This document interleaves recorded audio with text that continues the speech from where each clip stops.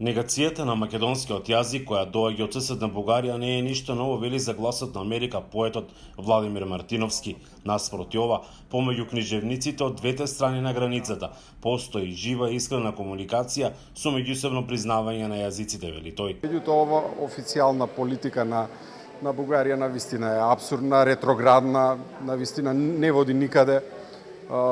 И мислам дека навистина нема никаква логика тоа што се прави. По ослободувањето еден од првите стручни трудови на Блаже Конески е за новиот напад врз македонскиот јазик, нели?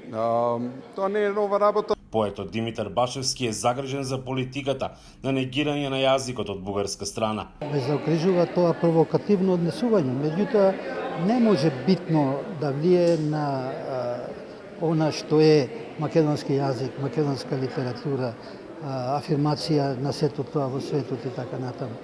Мислам дека долгорочно тоа ќе биде превозмогнато и тие сили во Бугарија ќе се најдат во една многу непријатна ситуација. Ме труе она што го слушам, меѓутоа подолгорочно мислам дека Бугарија ќе се најде во дефанзива. Бидејќи ова што се прави сега е многу невкусно, многу грдо на него. Сметаат дека сето ова нема да влие врз пишаниот збор и понатамошно отворење слободно од страна на македонските поети. Секако дека не. Сето она што е создадено на македонскиот јазик и што ќе се создава е најубав доказ за убавината на тој јазик. Тоа е меѓународен светски стандард, тоа е нешто што е цивилизацијска придобивка. Токму работа да мислиме дека македонскиот јазик, македонската поезија би била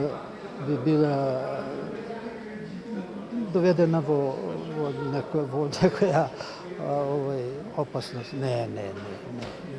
Сепак се ова непријатни, неважни работи, меѓутоа не смееме да мислиме дека до таа степен можат да не загрозат.